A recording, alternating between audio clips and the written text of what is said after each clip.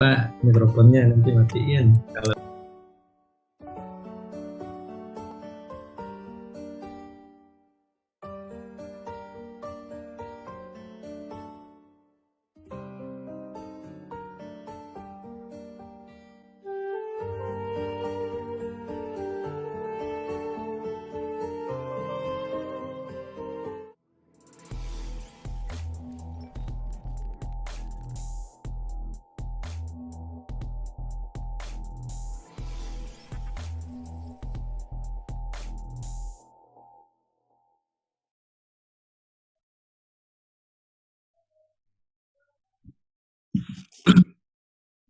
Bismillahirrahmanirrahim. Assalamualaikum warahmatullahi wabarakatuh. Alhamdulillah.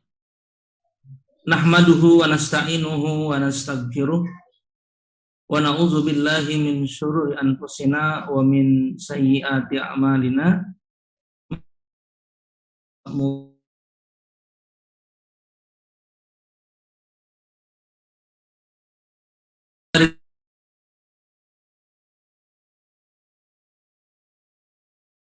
Alaihi wasallam.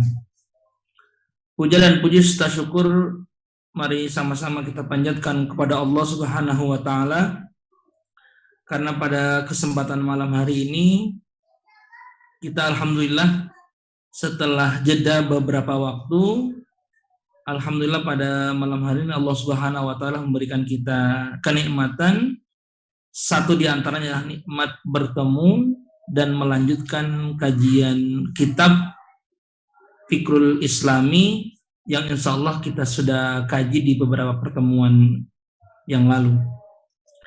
Semoga kita menjadi hamba Allah Subhanahu wa taala yang senantiasa selalu bersyukur atas nikmat yang diberikan kepada kita dengan berusaha menjalankan perintah Allah dan menjauhi segala larangannya.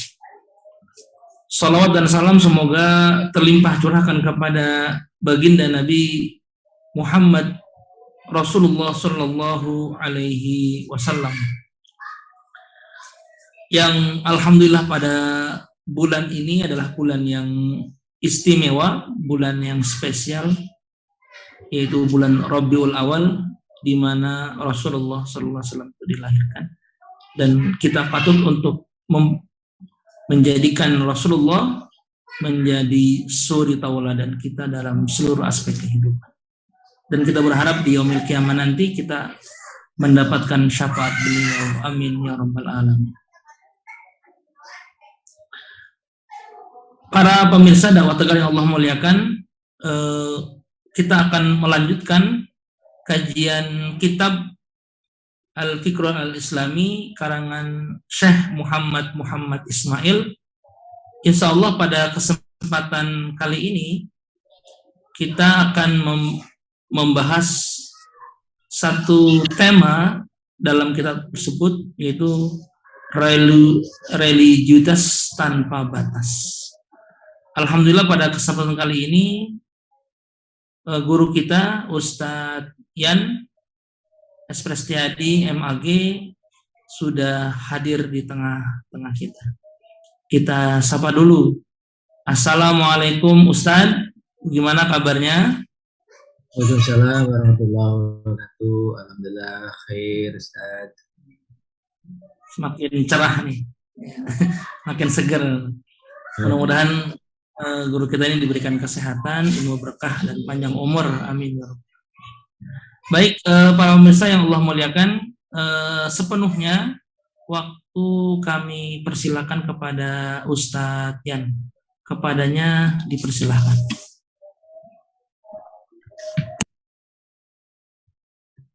Bismillahirrahmanirrahim. Assalamualaikum warahmatullahi wabarakatuh.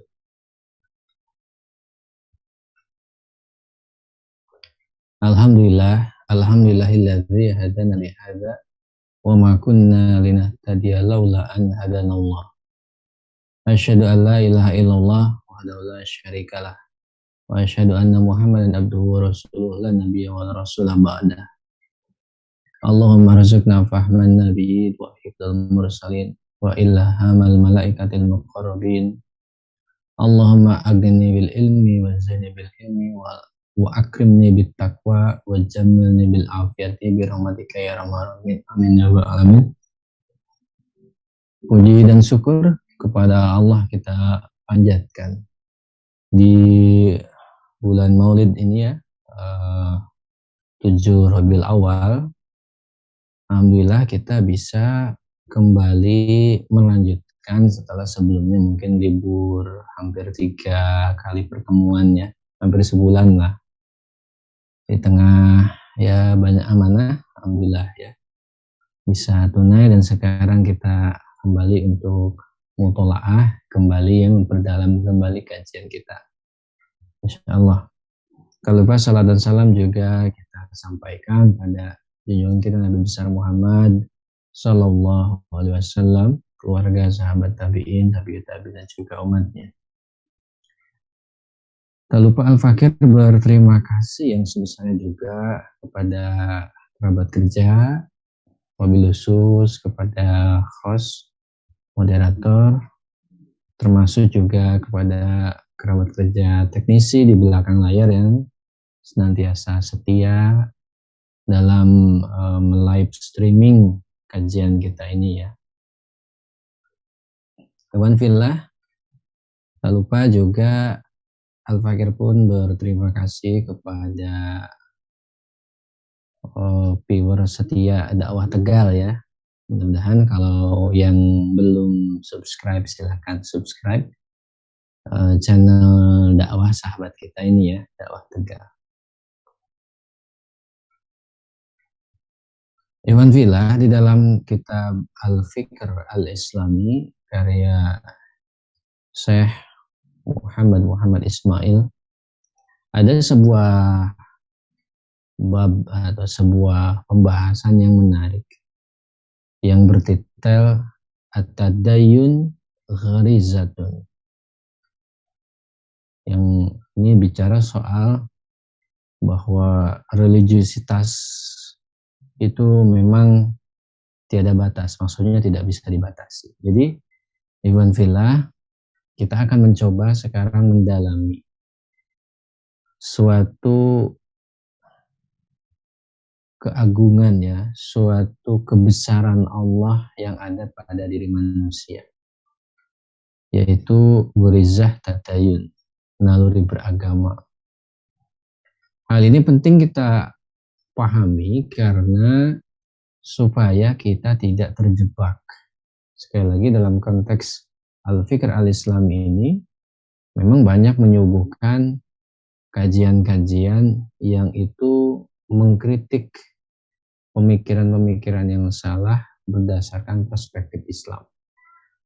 Dalam hal ini adalah religiusitas. Ada yang beranggapan religiusitas itu hanya suatu imajinasi, hal yang temporer ya, atau hal yang unreal, tidak nyata. Atau ada juga yang berpendapat religiusitas itu adalah candu, kata kalangan tertentu itu. Nah, bagaimana kiranya yang sebenarnya mengenai religiusitas ini atau gharizah tadayyun ini? Baik, mungkin kita bisa buka kitabnya bersama-sama di tempatnya masing-masing, kitab Al-Fikr Al-Islam. Bismillahirrahmanirrahim. Fil insani taqatun hayawiyatun. Pada diri manusia itu terdapat suatu potensi kehidupan. Tad'afuhu lil qiyami bi amalihi wa tatatallabu isba'an. Yang mendorong manusia melakukan perbuatan dan juga menuntut pemenuhan. Wa hadhi taqatul hayawiyah, potensi kehidupan ini zata mazharain isnain, memiliki 2 manifestasi. Ahaduhuma, yang pertama, yatatallabul isba' al-hatmi. Yang pertama, menuntut pemenuhan secara pasti. Wa idza lam tusba' yamutul insan. Jika tidak dipenuhi, manusia akan mati. Wa hadhihi al-hajatul udwiyah. Inilah yang disebut kebutuhan jasmani. Kal akli wa syarbi wa qada'il hajati. Seperti makan, minum, dan juga membuang hajat. Wasaniyatu, kedua, tatatallabul isba, menuntut pemenuhan juga. Walakin, akan tetapi idza lam tusba, kalau tidak terpenuhi, la yamutul insan, manusia tidak akan mati. Wa inama yakunu khaliqan hatta yusbiha, namun hanya resah sampai terpenuhi. Wa hadhihi al-gharaizu, inilah yang disebut naluri, dan inilah yang akan kita bahas salah satunya, yaitu naluri beragama ya. Amaluha yakunu bisu'urin tabi'iyyin, pengaruh naluri ini muncul melalui perasaan alam yang dafi'u mutatalliban al-isba, yang mendorong keinginan pemenuhan.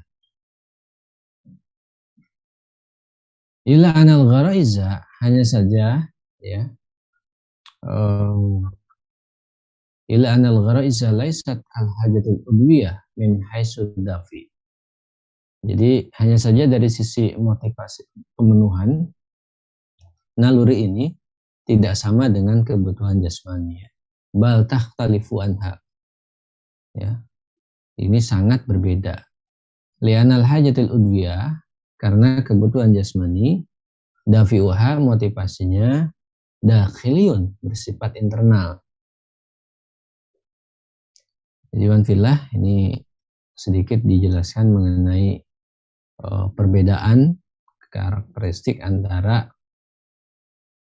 yang disebut dengan kebutuhan jasmani dan naluri. Dan ternyata dua-duanya ini memiliki karakteristik yang berbeda. Memang sama-sama ingin atau menuntut untuk pemenuhan, untuk dipenuhi gitu ya, untuk dipenuhi keinginannya, tapi tadi sebagaimana tadi, yang satu tidak dipenuhi itu menyebabkan kematian, yang satu tidak akan menyebabkan kematian gitu ya. Min haitsu dafi, nah kalau dari sisi motivasi pemenuhannya ya, yang namanya gharizah itu tidak sama dengan kebutuhan jasmani. Nah gitu. Jadi kalau naluri itu dia itu sifatnya distimulus oleh dunia luar, tapi kalau jasmani memang dafi'uha dakhiliyun. Jadi motivasinya sifatnya internal di dalam diri kita. Nah itu untuk mungkin pada titik ini memang bahasan mengenai kebutuhan jasmani perlu diperdalam. Tapi saya kira ini sudah jamak kita ketahui ya. Jadi kalau dalam konteks usul fikih yang kita kenal dengan af'alul jibiliyah gitu. Aktivitas manusia yang normal. Baik, kita lanjut lagi. Amal gharaizu, adapun naluri. Fa'innal ladzi yadfa'uha, yang memotivasi, au yudhiru su'uro, atau yang memunculkan perasaan, bitatallubil isba, ingin pemenuhan, huwa, bisa berupa imma afkarun, ya bisa berupa pemikiran, tatada'a anil syai'il ladzi yusirul masair, yang mencakup ya, pemikiran yang mencakup sesuatu yang dapat mempengaruhi perasaan. Au waqi'un mahsusun, atau realitas terindra, yusirul masaira lil isba, yang mempengaruhi perasaan untuk memenuhinya. Nah ini ada ya bisa dibilang dua hal yang bisa memotivasi atau memunculkan perasaan ingin pemenuhan dalam konteks naluri gitu ya. Jadi bisa berupa pemikiran atau bisa berupa realitas. Gharizatun nau masalah. Nah, contoh ada yang namanya naluri melestarikan jenis ya. Naluri melestarikan jenis. Yusiruha tafkiru bifatatin jamilatin. Yang mempengaruhi naluri ini adalah berpikir mengenai wanita cantik jelita, au bima yata'allaqu bil jinsi, atau yang berkaitan dengan seksual ya. Au bi ru'yati fatatin jamilatin, atau melihat wanita cantik jelita, au ay sayin yata'allaqul bil jinsi, atau segala hal yang berkaitan dengan seksual tadi itu. Wa dalam yahsul dalika la yahsul ma yusilul ghariza. Apabila tidak ada yang mempengaruhi, maka naluri pun tidak akan muncul. Ini contoh kasusnya adalah naluri melestarikan jenis atau gharizatun naw.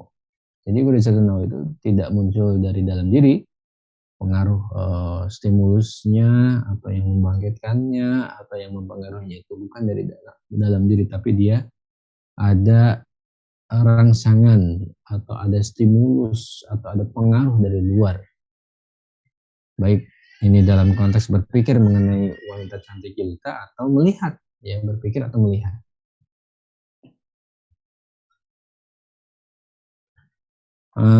Wa gharizatut tadayyun, nah inilah yang akan kita perdalam pada malam hari ini. Lalu naluri beragama. Yusiruha tafkiru bi ayatillah.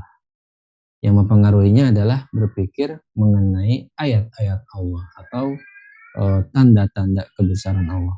Au fi yaumil qiyamah, atau berpikir mengenai hari kiamat. Au ma yata'allaqu bidzalika, atau yang berkaitan dengan hal tersebut. Au nazratu ila badi sunillah, atau memandang keindahan ciptaan Allah. Mimma fis samawati wal ardi, yang ada di langit dan bumi. Au ma yata'allaqu bidzalika, atau yang berkaitan dengan hal itu.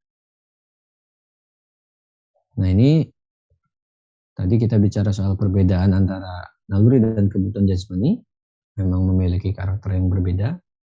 Lalu motivasi naluri itu seperti apa tadi kita sudah kaji. Lalu didetailkan beberapa contoh mengenai naluri, yaitu misalnya tadi ada naluri melestarikan jenis, dan sekarang yang akan kita perdalam adalah naluri beragama. Dan dari sinilah judul religiusitas tanpa batas itu muncul, ya. Nah di sini naluri beragama yang menstimulus, yang membangkitkan atau yang mempengaruhi, gitu ya, kemunculan naluri ini. Nah itu adalah berpikir mengenai keagungan atau berpikir mengenai kebesaran ayat-ayat atau tanda-tanda keberadaan Allah, ya. Termasuk juga berpikir mengenai hari kiamat, atau memandang ciptaan Allah yang ada di langit dan bumi atau yang berkaitan dengan tadi itu, ya. Jadi ketika mau kemanapun kita berada, kalau kita sanggup tafkir bi ayatillah, misalnya berpikir mengenai ayat-ayat Allah yang ada di bait kauniyah itu misalnya, termasuk keindahan, luar biasaan. Nah ini nanti religiusitas itu muncul sebetulnya, karena tadi ada pengaruh dari luar akibat dari tadi perenungan atau kekaguman terhadap hal-hal yang menakjubkan. Wa min huna, nah dari sini najidul gharizata dhahiratun asaruha inda husuli ma yusilha. Dari sini kita menemukan atau mendapati pengaruh naluri, ya, pengaruh naluri itu akan muncul apabila ada yang menstimulusnya. Wala tura hadil asaru fi halati adami wujudi ma yusiruha. Sebaliknya, ya, pengaruh naluri tidak akan muncul apabila tidak ada yang menstimulusnya. Yang ini memang juga karakteristik semua ghariza. Semua ghariza sama.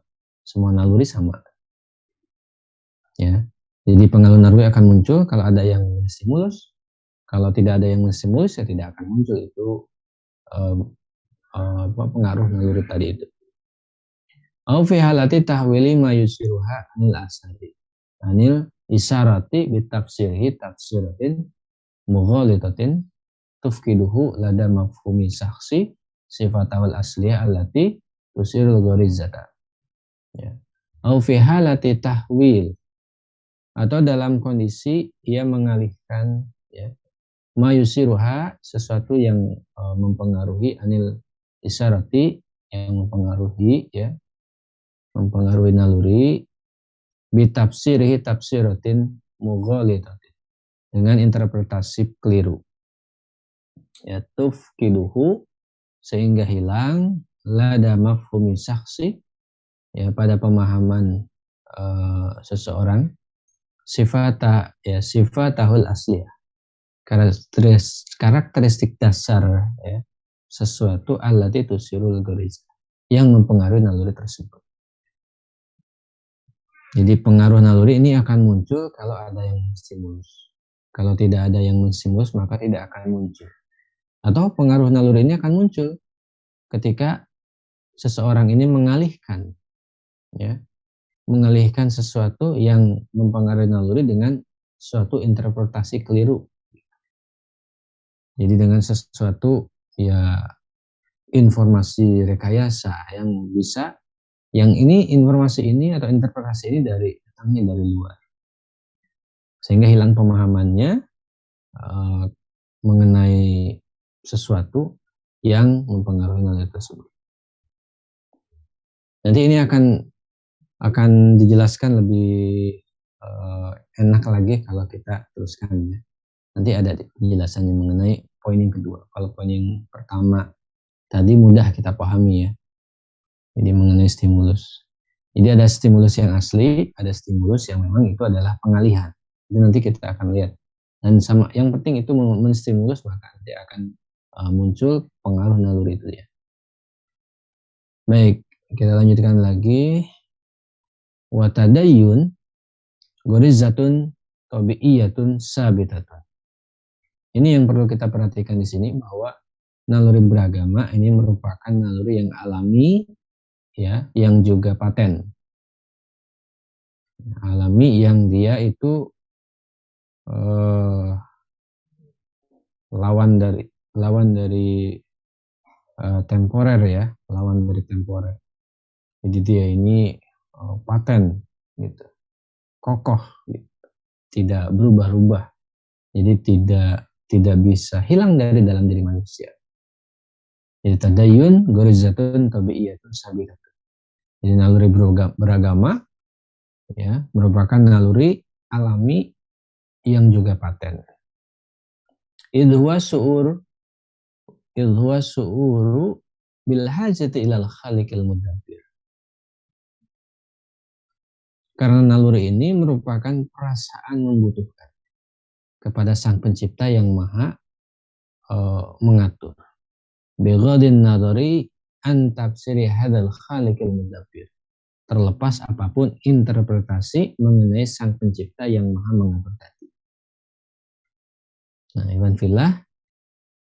Jadi di sini memang berkaitan dengan Sang Pencipta yang pertamanya itu, ya, naluri beragama ini. Jadi di sini hakikatnya naluri beragama adalah asy'ur bil hajati ilal khaliqil mudabbir. Jadi perasaan butuh kepada Sang Pencipta yang Maha mengatur segalanya. Gerizah atau naluri beragama ini, ya. Nah, ini kita tidak bicara dulu Sang Pencipta yang benarnya yang mana, tapi bighadin naluri, terlepas apapun juga, ya, antafsir adal khaliqil mudabbir, apapun interpretasi mengenai Sang Pencipta yang Maha mengatur tadi. Wa hadza su'uru, perasaan ini fitriyun, yang merupakan fitrah, ya, yakunu fil insan, yang ada pada setiap orang, min haitsu huwa insan, selama dirinya manusia, ya, sebagai manusia. Jadi perasaan ini, ya, perasaan butuh kepada Sang Pencipta, yang ini merupakan naluri beragama, gitu, ya, merupakan fitrah yang ada pada setiap orang sebagai manusia. Itu pasti ada. Sawa'un akana mu'minan biwujudil khaliq, baik dia seorang yang mengimani eksistensi Sang Pencipta, atau kafiron bihi mu'minan bil madati awit tabi'ati, maupun seorang yang ingkar padanya, pada Sang Pencipta, serta lebih percaya keabadian materi atau alam. Apa betul Ini kan berarti kafiron bihi, yang ingkar terhadap eksistensi sang pencipta itu kan ateis ya. Syekh Muhammad Ismail rahimahullah, beliau secara tajam menyebutkan bahwa siapapun manusianya, dimanapun dia berada, baik dia mengaku tidak percaya Tuhan sekalipun, gitu ya. Nah, beliau menyatakan bahwa perasaan membutuhkan sang pencipta sejatinya tetap ada pada dirinya, meskipun dia mengklaim sebagai orang yang ingkar kepada eksistensi sang pencipta. Mengapa bisa seperti itu? Maka beliau menambahkan penjelasan, wa wujudu hadza syu'ur fil insan hatmiyun. Sekali lagi beliau tegaskan, eksistensi perasaan ini pasti ada pada manusia, kata beliau.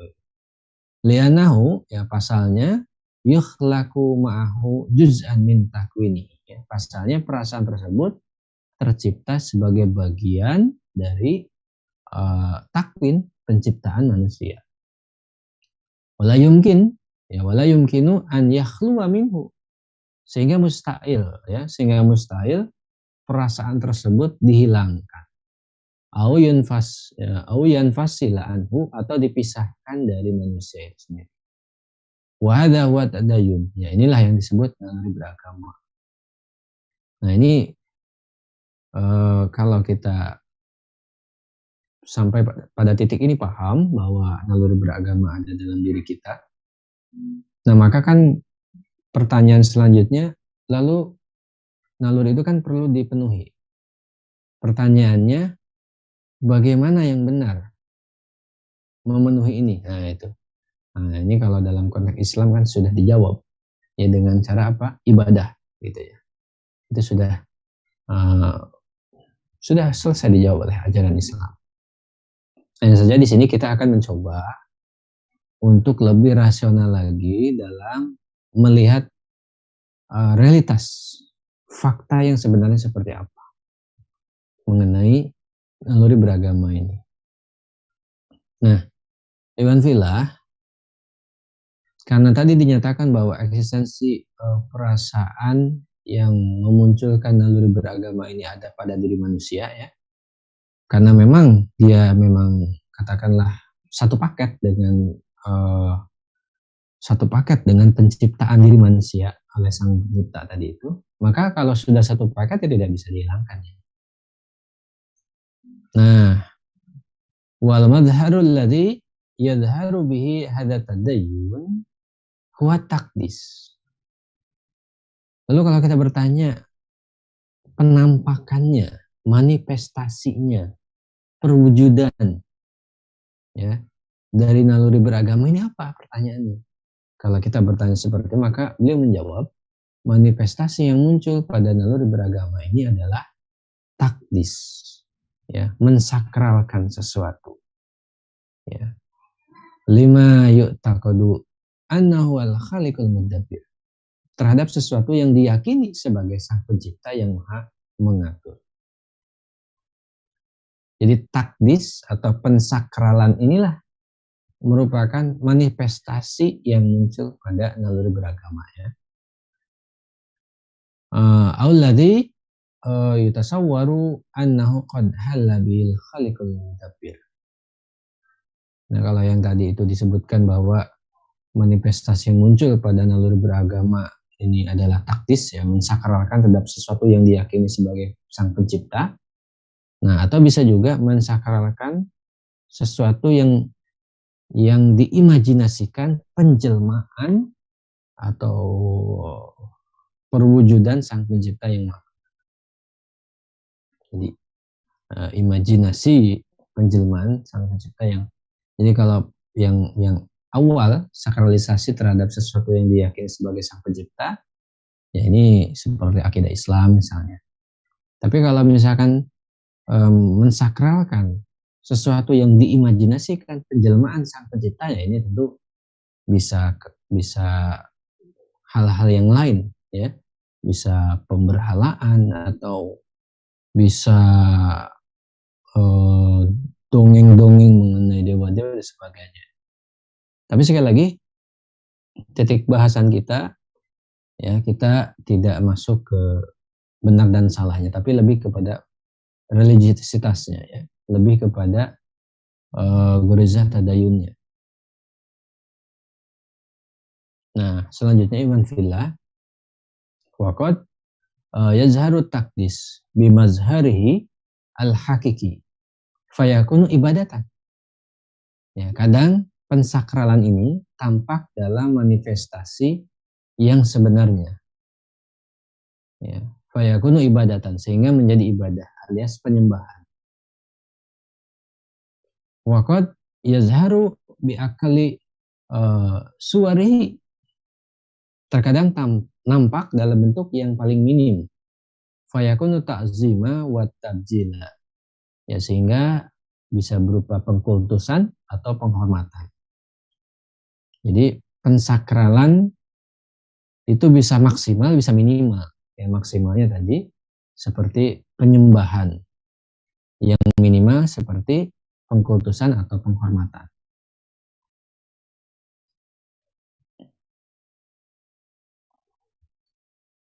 Beliau pun juga menjelaskan hakikat dari pensakralan atau takdis ini.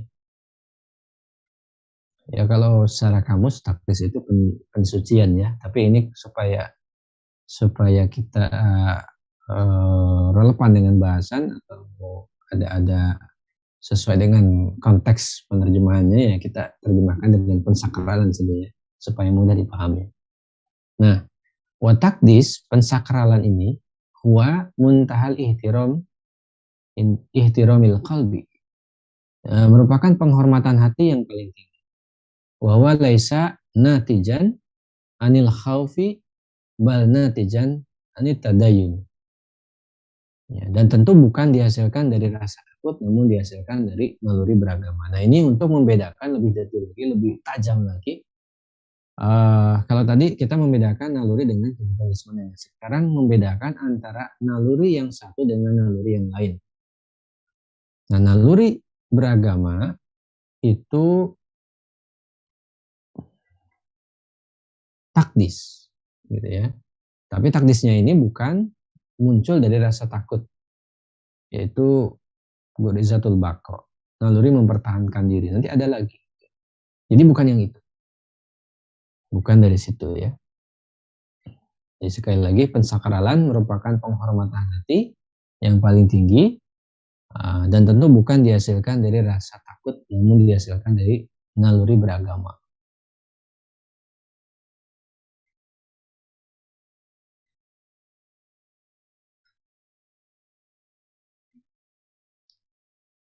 Lebih jelasnya lagi mengenai rasa takut ini. Li'anal khaufa laisa mazharuhu takdis. Karena rasa takut manifestasinya bukan pensakralan. Bal mazharuhu al-malaku. Tapi manifestasinya adalah kegelisahan. Awil hurub, ya, awil difa. Bisa melarikan atau membela diri. Wadzalika yunaqilu haqiqata takdis. Semua manifestasi tadi bertentangan dengan realitas pensakralan. Jadi wanfilah, rasa takut ini bukanlah, ya. Jadi rasa takut ini tidak ada hubungan dengan gorizah tadayun. Jadi karena rasa takut ini manifestasinya bukan pensakralan, ya. Karena manifestasi rasa takut ini adalah kegelisahan, melarikan atau membela diri. Nah, sedangkan semua manifestasi tadi ya bertentangan dengan realitas pensakralan.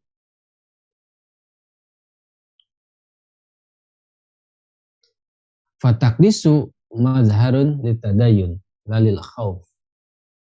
Nah, jadi pensakralan merupakan manifestasi naluri beragama, bukan karena rasa takut, ya. Fayakunu tadayun gorizatun, fayakunu tadayun gorizatan mustaqilatan. Artinya naluri beragama merupakan naluri yang independen, tidak terkait dengan naluri yang lain. Ghairu gorizatil baqa, bukan termasuk naluri mempertahankan diri. Allati min mazarihi, ya, min mazahiriha al khauf, yang salah satu manifestasinya berupa rasa takut. Wazalika najidul insan mutadayyanan, ya, mutadayyanan. Karena itu kita dapati setiap manusia memiliki naluri beragama.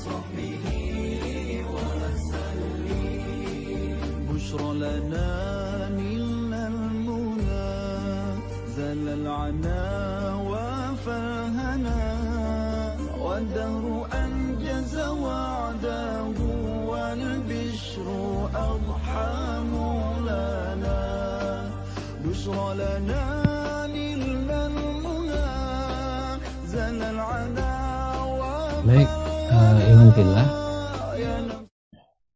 kita lanjutkan kembali.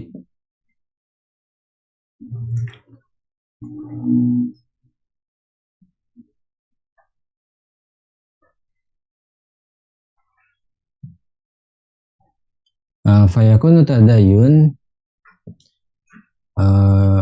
ya maka yang namanya naluri beragama gorizatan mustakhilatan, dia adalah naluri yang independen ya. Agar garizatil baqa, tentu bukan naluri mempertahankan diri. Alati min mazariha al khauf, yang salah satu manifestasinya berupa rasa takut. Wadzalika najidul insan watadayyana. Karena itu kita dapati setiap manusia memiliki naluri beragama, atau dia bisa beragama ya. Tidak ada kaitan dengan garizatul baqa, karena ini bicara soal rasa takut tadi. Lalu bagaimana dengan kajian-kajian tazkiyatun nufus mengenai rasa takut yang dibahas oleh para ulama? Itu konteksnya beda. Rasa takut di situ adalah dalam konteks sebetulnya lebih kepada tadayun, gitu ya. Jadi takut di sini adalah takut yang menunjukkan mempertahankan diri, kekhawatiran diri itu musnah, gitu ya.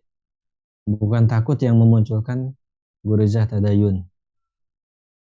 Bukan takut yang itu yang dikaji ya. Karena yang dimaksud dengan kajian-kajian dalam tazkiyatun nufus dengan khauf itu ya selalu disandikan dengan dengan roja ya, harapan, khawatir dan harapan gitu ya. Jadi itu bahasan yang berbeda ya, bahasan yang berbeda yang mudah-mudahan tidak kita campurkan. Itu karena dia lebih kepada adab ya, lebih ke tazkiyatun nufus atau adab, itu dia memang lebih ya lebih tinggi gitu,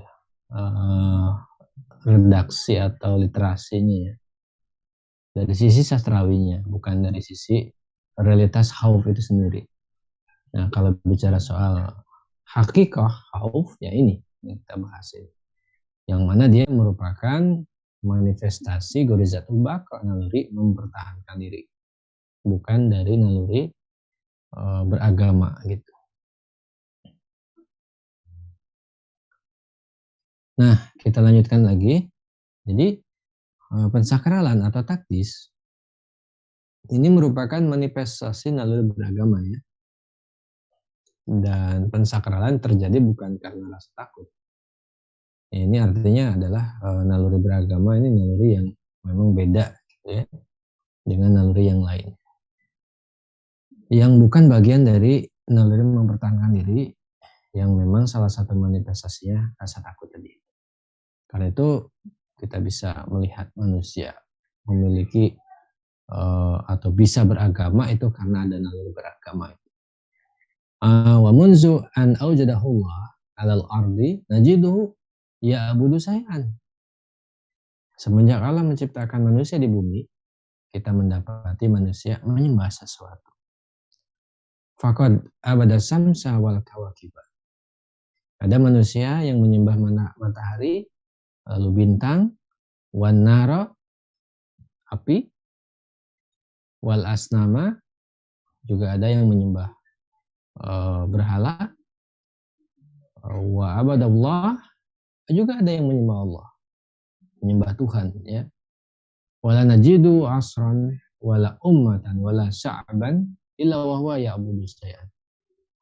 Serta tidak ditemukan pada suatu masa umat atau bangsa kecuali pasti manusia yang ada ya pada masa tersebut, pada umat tersebut, pada bangsa tersebut pasti menyembah sesuatu. Nah, ini juga bukti mengenai eksistensi naluri beragama atau religiositas tadi itu, yang oleh bahasa sederhananya mungkin religiositas. Dia ini memang naluriah, gitu ya, naluriah ada. Buktinya apa? Buktinya semenjak Allah menciptakan manusia di bumi, ya kita mendapati manusia menyembah sesuatu dengan beragam varian penyembahannya. Ya, terlepas benar dan salahnya, tapi itu tetap ya terlepas benar dan salah, itu semua realitas yang menunjukkan adanya naluri beragama. Jadi religiositas dalam diri kita itu ada, tidak bisa hilang ya sepanjang sejarah peradaban. Maka dari itu kita perhatikan di sini. Di sini akan dijelaskan bagaimana susahnya, sulitnya menghilangkan fitrah yang Allah berikan berupa goriza tadayun ini, naluri beragama ini. Nah, maka di sini disampaikan, beliau menyebutkan dengan luar biasa ya. Ini patut kita renungkan juga. Hatta su'ubu allati qama fiha sultanu bil quwwati. Bahkan termasuk bangsa yang dikuasai pemimpin diktator sekalipun ya, yujbiruha ala tarki tadayun, yang memaksa manusia meninggalkan naluri beragama, kanat mutadayyanatan ta'budu syai'an, ternyata mereka tetap beragama, menyembah sesuatu. Rogmal quwwati allati tatasallatu alaiha, meski harus melawan kekuatan yang menguasainya, wa tatahammala kullal adha, dan menanggung segala penderitaan, fisabili adai ibadatiha, demi menjalankan ibadah mereka. Ya, Iwan Filah, ini fakta menarik yang ini tidak bisa dilupakan. Yang ini dari sisi aspek sejarah pasti ini tidak akan pernah bisa dihilangkan bukti yang super pasti ini ya, luar biasa.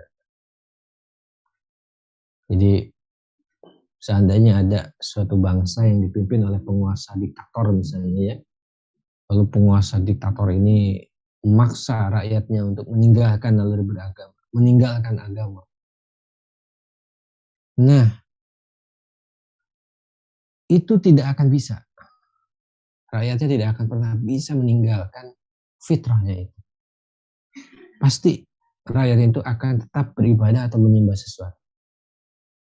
Ya, meski rakyat ini nanti pada ujung-ujungnya akan melawan ya agar tetap bisa beribadah gitu ya.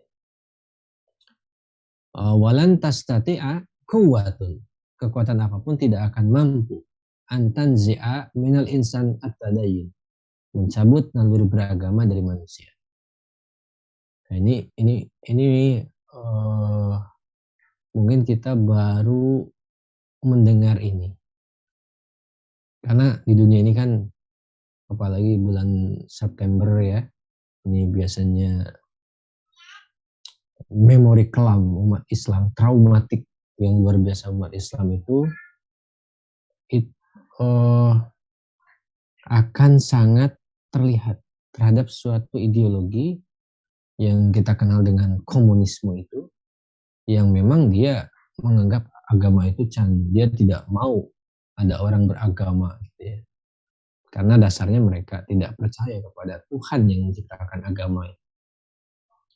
Makanya kalau misalnya suatu bangsa itu dikuasai oleh diktator yang dia ateisme murni ya, kalau sekarang ateisnya tidak murni ya, yang murni gitu ya, yang dia mencoba memaksa orang itu untuk meninggalkan naluri beragamanya, yang dia memaksa rakyatnya ya, memaksa rakyatnya pokoknya tidak boleh menyembah sesuatu apapun, itu tidak akan bisa sebetulnya.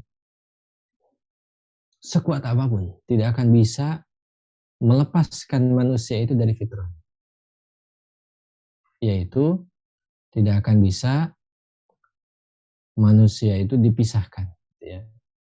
Jadi kekuatan apapun tidak akan mampu mencabut naluri beragama dari manusia. Wa tamna'uhu minal ibadati, juga tidak akan mampu menghilangkan pensakralan ya terhadap sang pencipta dan melarangnya beribadah gitu. Jadi walan tastati'a quwwatun an tanzi'a minal insan tadayyun. Jadi kekuatan apapun tidak bisa mencabut naluri beragama dari manusia. Wa tazila minhu taqdisal khaliq, juga tidak akan bisa menghilangkan pensakralan terhadap sang pencipta. Wa tamna'ahu minal ibadah, juga tidak akan bisa melarang ibadah orang itu. Wa inama tastati'u an takbita dzalika ila zamanin. Ya, paling kekuatan tadi hanya mampu meredam sementara waktu ya. Hanya meredam atau hanya menunda, yang nanti akan kuat lagi dorongan untuk menyembah itu. Nah, nanti akan dimanifestasikan lagi. Li'anal ibadata, karena ibadah alias penyembahan, mazharun tabi'iyun, merupakan manifestasi alami min mazahirit tadayyun, termasuk manifestasi naluri beragama. Alladzi huwa gharizatun tabi'iyatun fil insan, yang merupakan naluri alami dalam diri manusia. Jadi penyembahan atau ibadah ini ya dia manifestasi alami.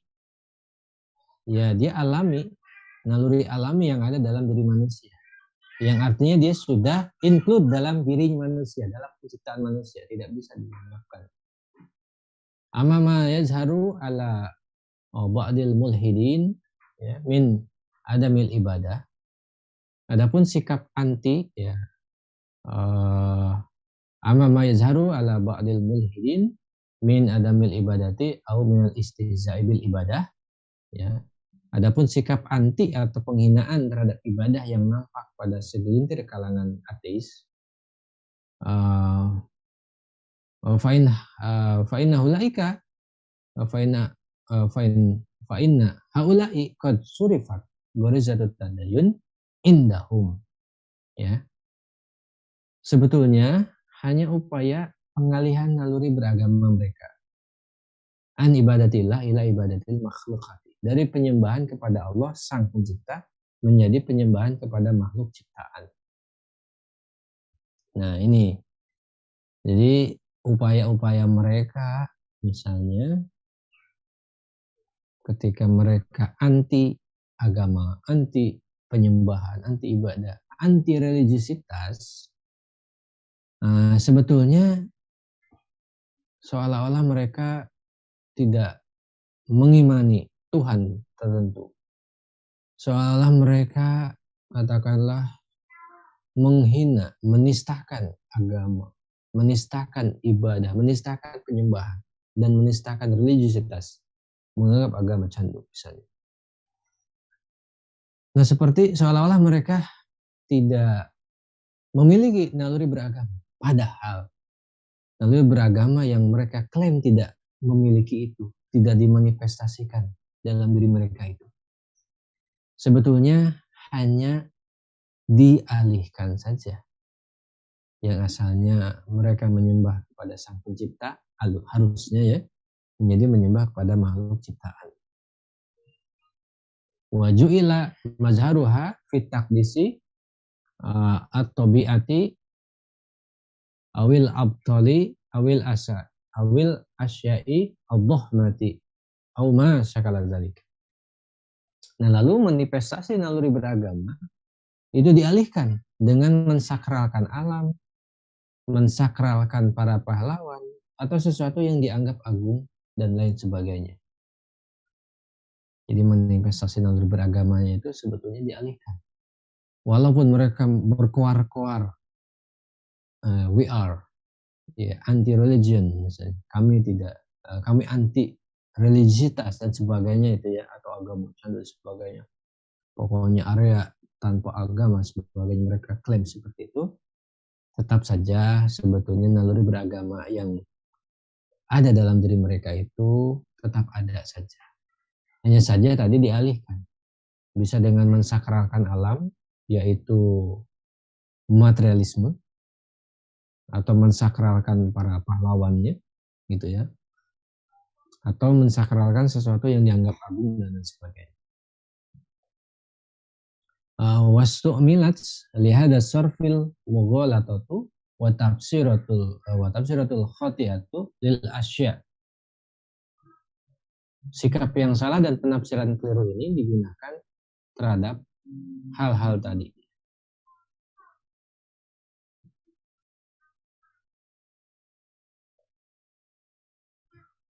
Wa min huna kana al-kufru as'aba minal iman. Nah, disinilah perenungan yang luar biasa dari Syekh Muhammad Ismail rahimahullah. Nah, dari sini kata beliau, kana al-kufru as'abu minal iman. Kufur atau pengingkaran terhadap eksistensi sang pencipta sejatinya lebih sulit daripada beriman. Li'annahu sarfun lil insan an fitrihi, ya, an fitratihi, karena ia berpaling dari fitrah, wa tahwilun laha an mazahiriha al hakikiyah, dan mengalihkan fitrah dari manifestasi sebenarnya. Jadi karena religiositas itu ada dalam diri kita, naluri beragama itu ada dalam diri kita. Nah maka kalau kita bersikap yang itu berseberangan dengan fitrah kita, itu justru lebih sulit. Dalam hal ini yaitu kufur, pengingkaran terhadap sang pencipta, ya, kekufuran, itu sebetulnya lebih sulit bagi seorang ateis itu ya, itu lebih sulit. Jadi menjadi ateis itu lebih sulit daripada menjadi orang yang beriman. Pasalnya apa? Pasalnya dia bisa dibilang mengabaikan kebenaran, atau istilahnya itu dia katakanlah tidak bisa menerima kebenaran. Ya, dia tidak bisa menerima realita sebetulnya. Karena realitasnya ya Dia itu berpaling dari fitrah dan mengalihkan fitrah dari manifestasi yang sebenar. Nah, Iman Filah. Lalu beliau melanjutkan lagi, fayataju dzalika ila juhdin kabir. Ya, sehingga kekufuran atau pengingkaran itu jelas membutuhkan energi yang besar, energi yang ekstra. Wa ma'as'aba an yansarifa. Wa ma'as'aba an yansarifal insanu an muqtada tabi'atihi wa fitratihi. Dan tentu betapa sulitnya ya manusia itu berpaling dari karakteristik dan fitrahnya.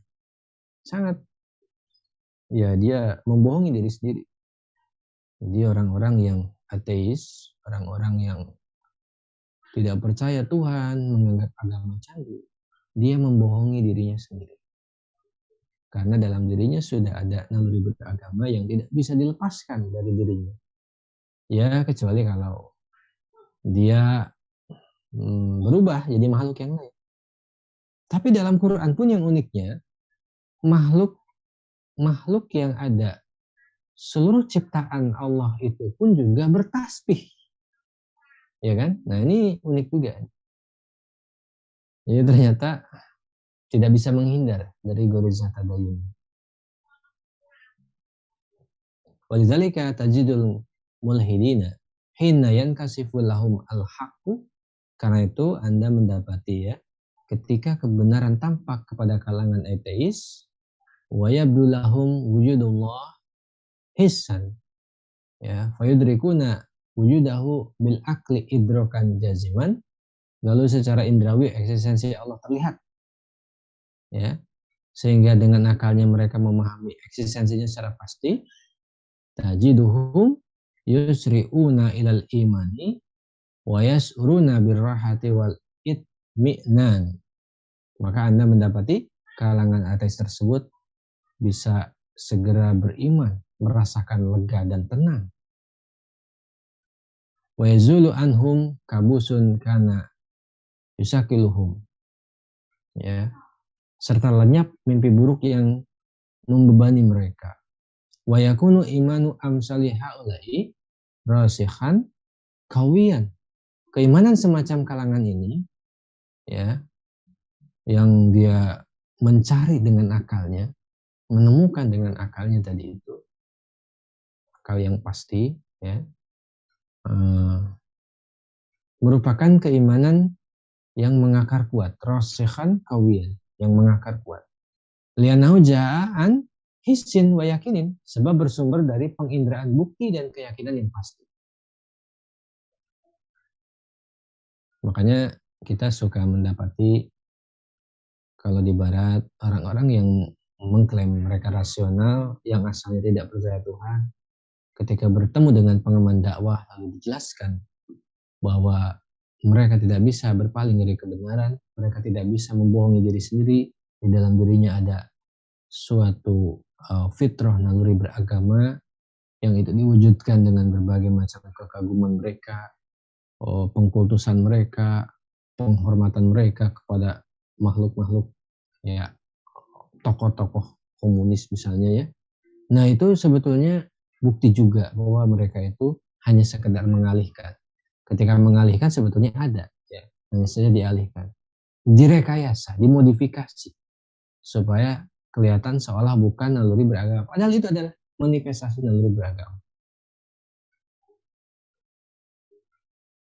Lianna aklahum. Nah, mengapa sih orang-orang yang menggunakan akalnya ini mereka bisa beriman dengan yakin seperti ini, yang asalnya ateis? Seateisnya apapun, kalau dia menggunakan akalnya, itu sejatinya kalau dia mau berpikir pasti menemukan penyaluran manifestasi dari Gharizatut Tadayun ini. Karena memang diawali dari keimanan tadi, yakin akan keberadaan Sang Pencipta. Jadi mimpi buruk yang membebani mereka akan hilang, terus keimanan semacam kalangan tadi itu yang mereka beriman dengan akalnya, ya, akal yang real, original. Nah, ini akan mengakar kuat ya, karena bersumber dari penginderaan bukti dan keyakinan yang pasti. Nah, li'anna aklahum irtabato biwijdanihi. Karena akal mereka mengendalikan perasaan. Karena akal mereka mengendalikan perasaan. Fa'adraku idrokan yakinian wujud Allah. Sehingga mereka memahami dan merasakan dengan yakin ya, fa'adraku idrokan yakinian wujud Allah, sehingga mereka memahami eksistensi Allah dengan yakin, wa sya'ru su'uran yakinian biwujudihi, ya, sehingga mereka pun merasakan dengan yakin eksistensi Allah. Ya. Faltaqat fitratuhum biaklihim fakanat sekuatul iman. Jadi fitrah dan akal mereka berpadu, sehingga keimanan yang kokoh terbentuk akhirnya ya. Nah, itu ikhwan fillah penjelasan dari Syekh Muhammad Ismail mengenai Ghurizatut Tadayun. Dalam hal ini kita bisa simpulkan sebagaimana judul, religiusitas tanpa batas. Jadi religiusitas itu tidak bisa dibatasi. Dia akan hadir, akan muncul. Pasalnya manusia itu hidup di alam semesta, manusia dan kehidupan yang ini semuanya adalah bukti adanya sang pencipta. Jadi setiap hari, setiap detik, setiap waktu dia akan menemukan ayat-ayat Allah, kekuasaan Allah gitu ya. Jadi dia tidak bisa menghindar. Maka akan terus menstimulus Ghurizat Tadayun. Hanya saja memang mungkin karena kelicikan orang-orang ateis itu ya, jadi mereka bisa mengalihkan seolah-olah bukan naluri beragama. Padahal itu adalah naluri beragama juga. Pengkultusan terhadap tokoh-tokoh politik komunis itu adalah termasuk juga rekayasa dari Ghurizat Tadayun itu sebetulnya naluri beragama sendiri. Nah, cuman dalam konteks sosial hari ini, pemahaman kita mengenai kepastian adanya religiusitas atau naluri beragama ini sebetulnya menjadi modal kuat. Ya, menjadi modal kuat. Baik itu didorong oleh faktor luar, ya, faktor luar umat Islam, maupun didorong oleh faktor internal umat Islam. Untuk apa? Untuk merindukan, menginginkan tegaknya syariat Islam sebetulnya. Kenapa? Karena puncak tertinggi dari religiusitas tiada lagi yaitu Islam kafah. Menerapkan Islam segala sisi, segala dimensi, dan segala aspek kehidupan. Itu maka nanti religiusitas kita itu akan terpenuhi dengan maksimal sebetulnya ketika syariat Islam diterapkan. Nah, inilah yang kita penting harus kita pahami bahwa seandainya ya seluruh manusia itu paham bahwa dirinya memiliki Ghurizat Tadayun yang ini harus dia penuhi dan ini tidak akan bisa dihilangkan, nah maka tahap yang selanjutnya adalah mereka akan memenuhi. Nah, cuman perlu dibimbing, dipenuhi dengan cara yang benar. Dan nanti pada ujungnya pemenuhan Ghurizat Tadayun ini atau pemahaman manusia mengenai adanya naluri religiusitas dalam dirinya itu sebetulnya sangat relevan dengan seruan menegakkan syariat Islam. Karena syariat Islam tegak, ya, maka dia akan istilahnya itu menjadikan naluri beragama itu disalurkan dengan benar, yang nanti akan ar-rahah wa itmanan tadi itu, yang akan menyebabkan lega, perasaan lega dan juga tenang bagi manusia. Nah, makanya kalau misalnya kita hari ini mendapati mungkin di negara-negara tertentu yang itu disebut negara yang workaholic, banyak orang yang stres karena kerjaan dan sebagainya. Salah satu faktornya adalah mereka belum terpenuhinya naluri beragama. Karena kalau naluri beragama itu terpenuhi, kalau naluri apapun juga itu terpenuhi, maka nanti dia akan tenang, tidak akan gelisah, tidak akan depresi dan tidak akan stres. Wallahu a'lam bishawab. Mungkin itu yang bisa Al-Fakir sampaikan. Selanjutnya Al-Fakir kembalikan ke host atau moderator kajian Al-Fikr. Baik, alhamdulillah. Menarik apa yang tadi telah disampaikan berkaitan tentang religiusitas ya, yang kita tadi telah sama-sama dengarkan bahwa perasaan membutuhkan Sang Pencipta itu ternyata merupakan sebuah fitrah yang ada pada diri setiap manusia. Baik Ustadz, sebelum diakhiri ada pertanyaan berkaitan tentang materi yang telah disampaikan. Pertama berkaitan dengan fenomena anak muda ya, yang hidup di abad modern ini. Ada istilah yang disebut dengan agnostik ya, yaitu secara naluriah mungkin dia meyakini, menyadari sebagaimana tadi disampaikan bahwa ada kekuatan, ada sesuatu yang besar, ya. Ada sesuatu yang di luar manusia itu yang dinamakan Sang Pencipta. Namun dia atau orang-orang yang memiliki paham tersebut itu tidak memilih satu agama yang ada gitu. Ya, karena memang dikatakan bahwa spiritual itu tinggi, agama itu banyak manipulasi. Itu berkaitan dengan tadi yang telah Ustadz sampaikan, bagaimana Ustadz tanggapan berkaitan dengan fenomena yang tadi. Jadi satu sisi dia meyakini ada keberadaan Tuhan, tetapi dia tidak beragama gitu. Ya, monggo.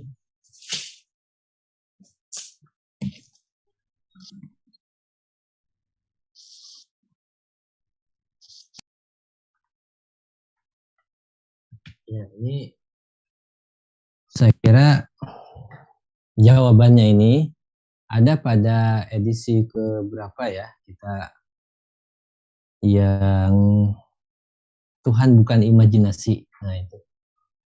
Nah ini sebetulnya jawabannya adalah pada bab itu ya, mengenai Tuhan bukan imajinasi. Jadi Allah hakikatun malmusunnya wujuduha. Jadi Allah itu bukan imajinasi. Nah, di situ sebetulnya sudah dijelaskan ya.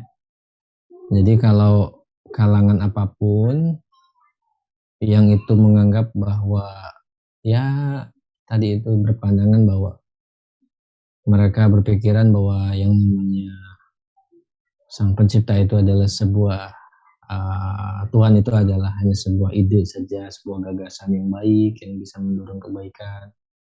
Artinya kan mereka berimajinasi, menghayal. Jadi dianggap Tuhan itu adalah imajinasi saja, bukan suatu yang real yang bisa dijangkau oleh akal kita ya. Nah ini artinya apa? Artinya sebetulnya mereka pada saat yang sama seolah-olah menggunakan bahasa yang ilmiah. Ya, seolah-olah mereka ini menggunakan term-term yang ilmiah, tapi pada faktanya mereka tidak menggunakan akalnya dalam mencari kebenaran eksistensi Sang Pencipta. Mereka tidak menggunakan akal. Aktivitas otak ada, tetapi aktivitas akal tidak ada. Nah, itu jawabannya sebetulnya. Jadi sekali lagi, kalau manusia itu menggunakan akalnya, maka dia akan bisa menggapai buktinya. Kalau sudah menggapai bukti keberadaannya, maka itu sudah cukup menunjukkan adanya atau eksistensi Sang Pencipta. Dan itu adalah hal yang mudah, lebih mudah, sangat mudah. Sangat mudah sekali. Ya, sebagaimana kalau kita baca misalkan Syarah Aqidatul Awam ya, di versi Jala'ul Afham itu ya, karya Abu Ya. Nah, itu di situ dijelaskan mengenai orang Arab yang ditanya, kamu tahu dari mana adanya Sang Pencipta? Dia cuma jawab gampang. Tai onta, ada onta. Ya, adanya tai unta itu menunjukkan adanya unta. Jejak kaki di pasir menunjukkan ada orang yang berjalan. Nah, karena itu dia bilang, adanya gunung, adanya ombak, adanya angkasa, itu semuanya adalah jejak dari Sang Pencipta. Nah, itu luar biasa. Jadi wanfilah, kalau dia menggunakan akalnya, maka akan menemukan. Jadi menggunakan akal dengan menggunakan otak beda ya. Nah, ini beda. Ini Al-Fakir juga mungkin beberapa tahun silam baru menemukannya. Saya kira otak dengan akal sama, ternyata beda. Beda ya. Mungkin nanti pada kesempatannya ya, insyaallah ini akan dikaji. Nanti ada di kitab ini juga mengenai perbedaan akal dengan otak itu seperti apa. Itu ada. Yang nanti pada gilirannya nanti akan bisa membuktikan dari kebenaran Sang Pencipta itu. Jadi Tuhan itu bukan imajinasi, keberadaannya bisa diindra, buktinya bisa ditangkap dan dipahami, jejak-jejaknya bisa kita ketahui, Sang Pencipta itu. Nah, itu semua adalah bukti yang nyata, yang tidak bisa dibantah. Sebagaimana tadi orang Arab Badu yang menjelaskan, ada tai unta, ada unta, jejak kaki di pasir ada orang berarti. Lalu dia bilang adanya ombak, adanya laut, adanya gunung, adanya angkasa, itu semuanya adalah bukti jejak adanya Sang Pencipta. Wa'alaikumsalam.